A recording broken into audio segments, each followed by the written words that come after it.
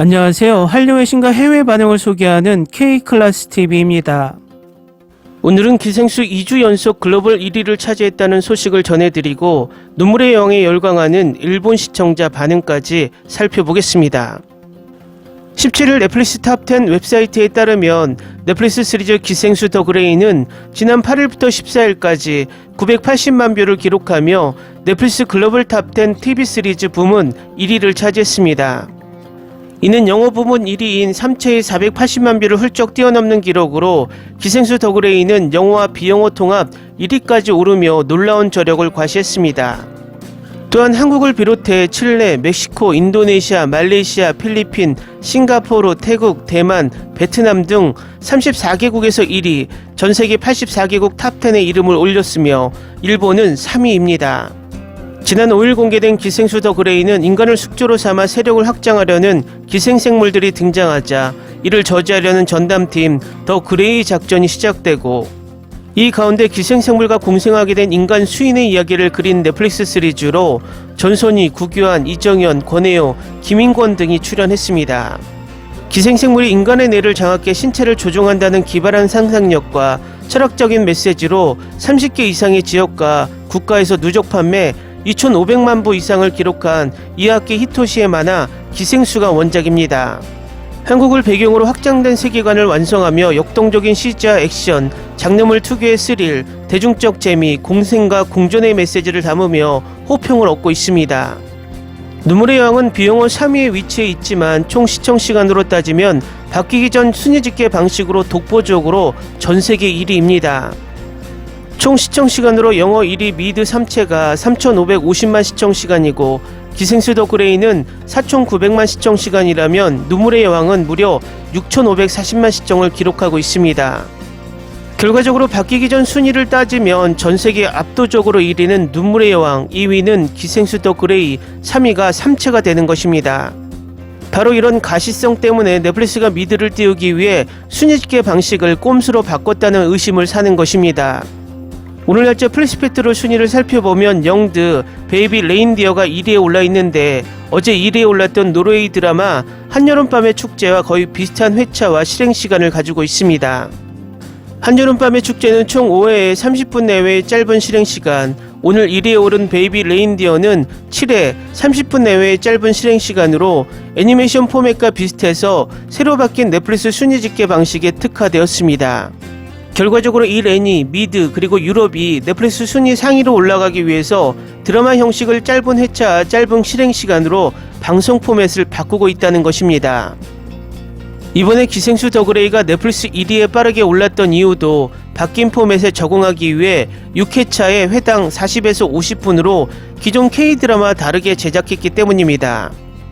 그래서 이 드라마가 해외 시청자 중에는 기존 K드라마와 달리 디테일과 이야기의 서사가 너무 급하게 진행했다는 지적도 많이 나옵니다. 제가 지난번 영상에서 조롱하는 의미로 이렇게 엉터리 순위 집계 방식이라면 BTS나 블랙핑크가 3회차 뮤직 드라마 10분짜리를 만들어 올리면 무조건 전세계 1위를 영구적으로 할 수 있고 오징어 게임 기록도 깰 수 있다는 것입니다. 우리나라 드라마는 대부분 60분 정도의 실행시간으로 16회차를 기본 포맷으로 합니다. 그래서 그동안 드라마의 디테일 설정과 퀄리티를 높여서 세계 시청자들에게 사랑을 받았습니다. 눈물의 여왕은 실행시간을 1시간에서 1시간 30분으로 더 긴 실행시간을 가지고 있습니다. 결국 이 드라마의 높은 디테일과 퀄리티 때문에 해외에서 극찬받으며 실행시간이 길지만 짧게 느껴진다는 것입니다. 지난 영상에서도 지적했지만 요즘 넷플릭스 1위에 오르고 있는 미드, 영드 등 영어권 드라마들이 영어권에서만 인기를 얻지 아시아에서는 전혀 힘을 쓰지 못하는 반쪽짜리 1위를 하고 있다는 것입니다. 결과적으로 1위를 할 자격이 없는 드라마들이 형식을 넷플릭스 순위에 맞게 만들어 초반 반짝 1위를 하다 순위권에서 사라지며 넷플릭스 드라마질을 계속 떨어뜨리고 있다는 것입니다. 그래서 넷플릭스가 요즘 재미없어서 탈퇴한다는 가입자만 지난달 80만 명이 한국에서 나온 것이고 이것은 아마도 아시아에서도 가속화될 수 있습니다. 앞으로 넷플릭스가 엉터리 순위 집계 방식을 바꾸지 않고 질 낮은 영어권 컨텐츠 밀기를 계속한다면 심각한 가입자 감소로 이어질 것으로 예측해봅니다. 전세계 시청 시간으로 1위에 오른 눈물의 여왕의 일본 열풍이 심상치 않습니다. 일본 최대 영화 드라마 사이트 필마크스에서 눈물의 여왕 평점이 4.4점에서 일본 국민 드라마가 된 사랑의 불시착과 동률인 4.5점까지 올랐습니다. 다음은 시청 시간으로 압도적 전세계 통합 1위에 오른 눈물의 여왕에 열광하는 일본 시청자 반응입니다. 1화보다 2화째, 3화째 점점 재미있게 된다. 11화 이후는 매회 울었다. 재미있습니다. 사랑의 불시착과 같은 각본가라 전체적으로는 비슷한 분위기가 있습니다. 회차가 길지만 매화가 눈물과 웃음이 있어 질리지 않는 스토리입니다. 개인적으로 김지연을 좋아하기 때문에 보고 있지만 이번에 김수현에 빠졌고 그녀의 케미도 확실. 이 두 사람이 진짜로 결혼하는 것은 없겠지만 끝까지 따뜻한 눈으로 지켜보고 싶어지는 드라마. 소문대로 사랑의 불시착을 넘을지도 모르겠네요. 8화 이후 더욱 재미있게 된다. 12화도 위험했어요. 며칠 만에 12화까지 한꺼번에 보았습니다. 최근 한국에서 자립한 여성이 주인공의 드라마가 많습니다. 눈물의 여왕도 마이 데몬도 그렇다고 생각했습니다. 아직 11화 전달 중이지만 과연 사랑의 불시착의 각본가와 빈센조의 감독, 정말 재미가 가득하고 오랜만에 역사적 명작을 만날 수 있는 느낌. 9에서 11화는 눈물의 바다가 되어 올 수 있다. 빈센조 본인도 나오고 나는 수초를 너무 좋아하고 에필로그는 1초까지 너무 좋다. 매화 최고의 레벨, 에필로그가 꽤 중요한 것이 참신, 행복한 결말을 기다리고 싶다. 매주 웃고 울고 너무 최고, 까메오도 호화롭고 이 각본가 감독이니까 할 수 있는 것이라고 느꼈다. 배우들의 눈만으로 전해지는 연기가 정말 대단해. 넷플릭스로 전달 중, 지금 12화까지 전달되고 있지만 엄청 재미있습니다.